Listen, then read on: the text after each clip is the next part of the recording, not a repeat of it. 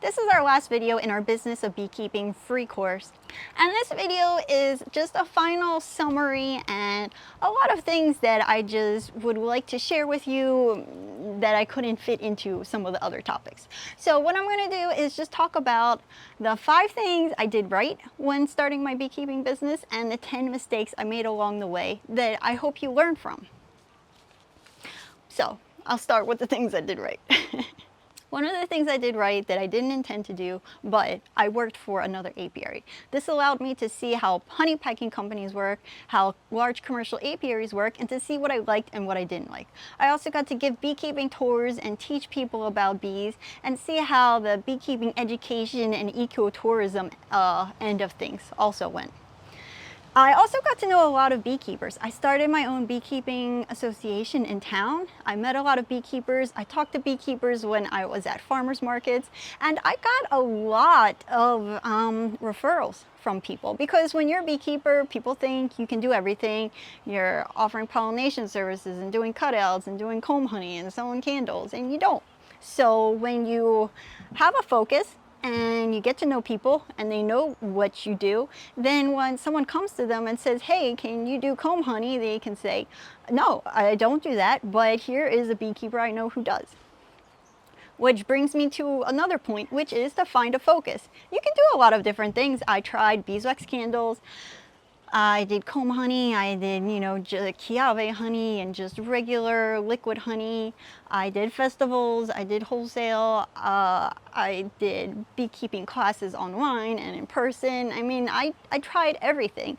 But there were things that I liked to do better than others, and there were things that just, there was more of a demand for. So I focused in on a couple of things that I liked, and that was an easy sell. And I dropped the other stuff.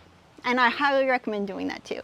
Not just for the sake of your own mental sanity, but so that when someone they can refer you, you can be the beekeeper that does that stuff. The other thing I did was I gave people a story to tell. When I the other thing I did was I gave people a story to tell. And this is just something that they talk about in marketing. When you're trying to sell a product, you're not as much selling a product, but you're selling a story.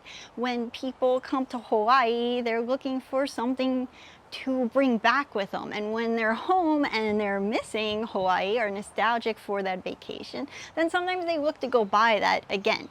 And so finding that story, that thing that makes your honey unique or that people remember you by, is really helpful, and to use that in the name of your business and your branding and the look and feel. And just talking to people about it and telling people about it.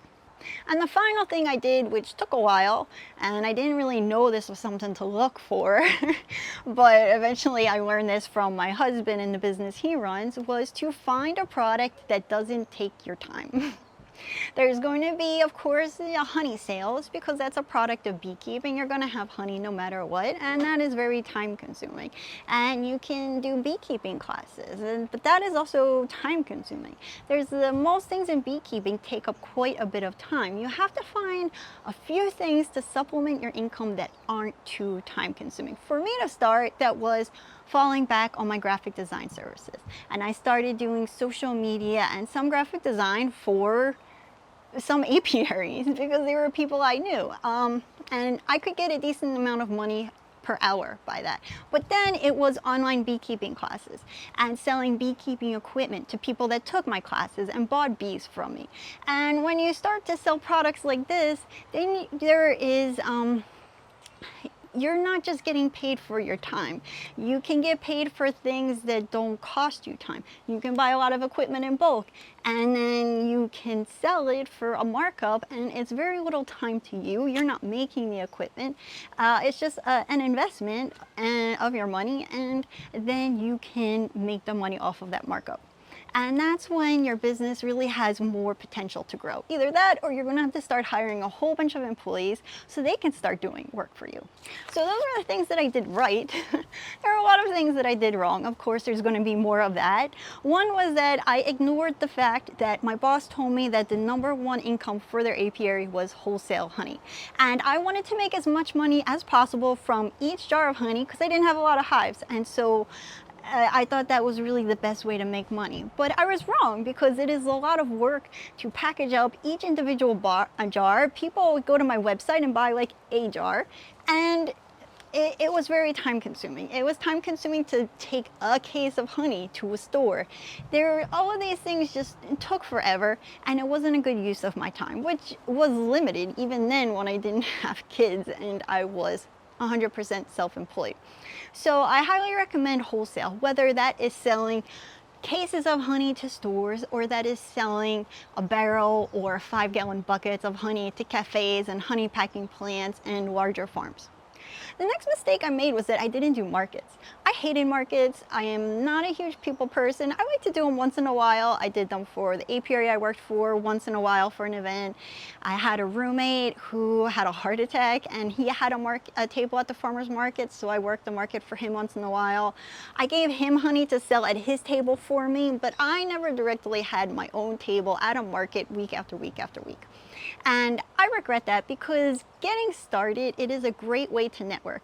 You know who goes to farmers markets? Chefs, people that are managers for some of these local stores, other people selling at the farmers market. It's a great way to network. It's a great way to find out about a community kitchen you can join. It's a great way to meet people with certified food kitchens that you can use to harvest your honey so that you can start selling wholesale and online.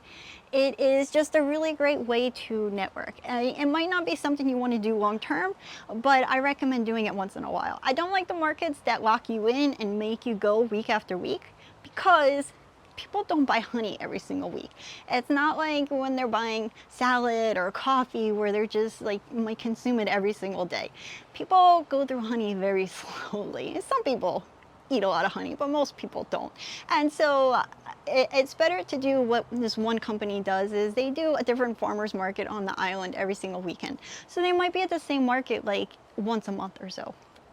Another mistake I made was just selling online, because it's a lot of work to set up a website. It's expensive, it's a monthly fee, and it's really hard to compete with all of the other websites online to just get ranked by Google when someone is searching for honey. Another thing I did was I started out making my own website, and I used WordPress. What you really should start with is Shopify. There's also Wix, and there's Squarespace. I've tried those as well, and they're really slow. Shopify is the best when it comes to apps that you can use to gather reviews from people, which is really helpful when people buy your product, that they can leave a review and sometimes a photo, and you get discounts on shipping rates so that you can save some money that way. And it's really easy to use. There's a lot of easy templates. And so once you are ready to go online, Shopify is the way to go.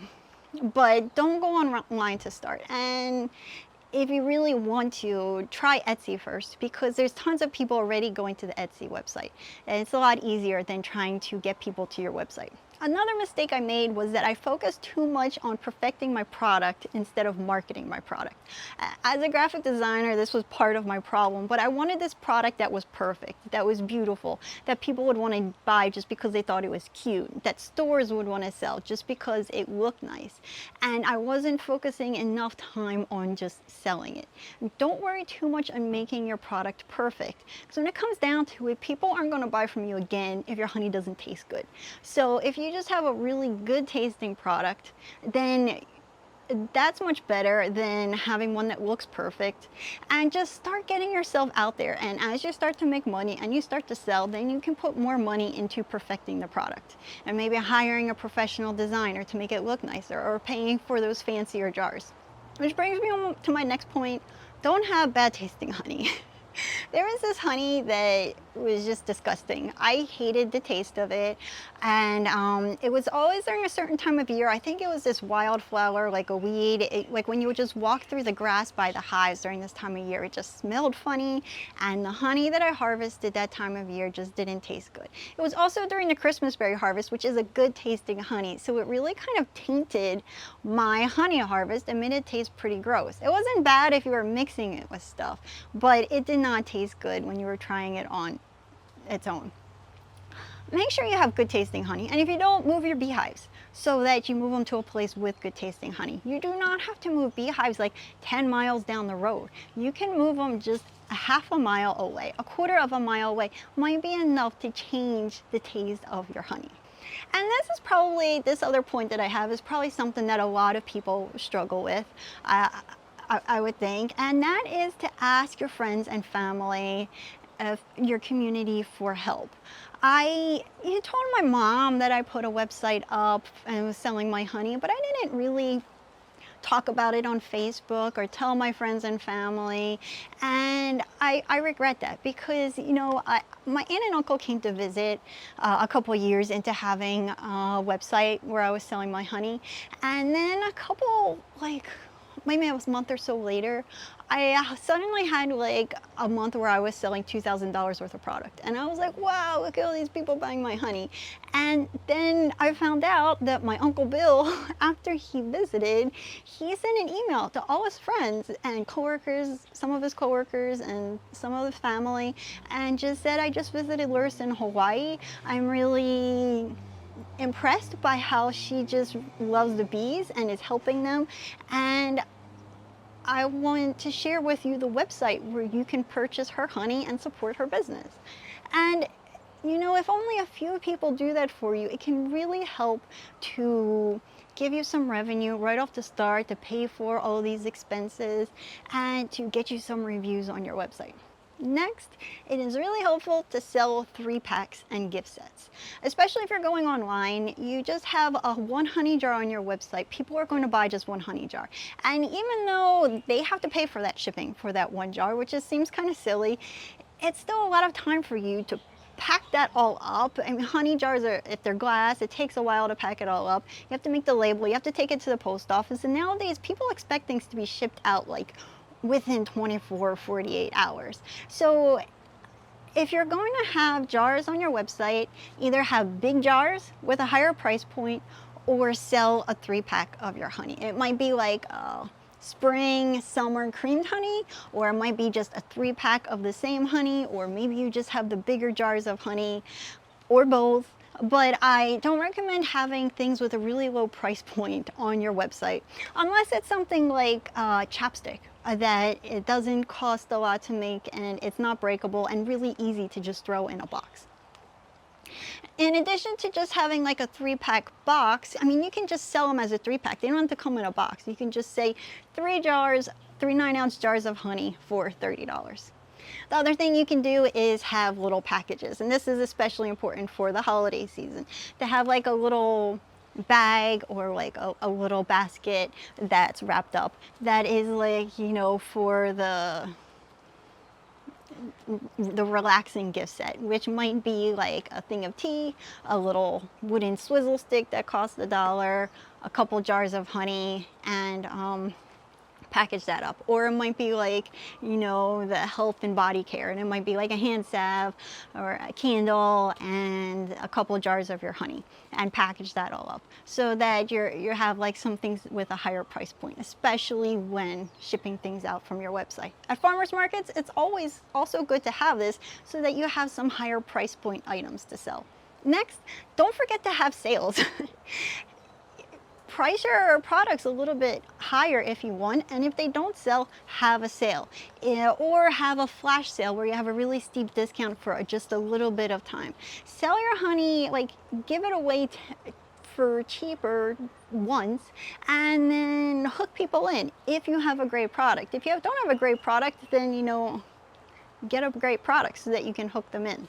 And finally, the last thing, the mistake I made was I started out with mason jars, those canning jars.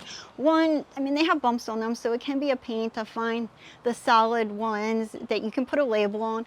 But two, you can't wrap a label around those jars. They're not perfectly straight, they cave in a little bit. So it was just really frustrating to try to get labels on these jars. It didn't look good, and I thought the tag hanging off the jar was a little bit too homemade and didn't work well for stores. I wanted a label on the side of the jar, and the canning jars just don't work well for that. They also break a lot when shipping. I strongly recommend the hex jars.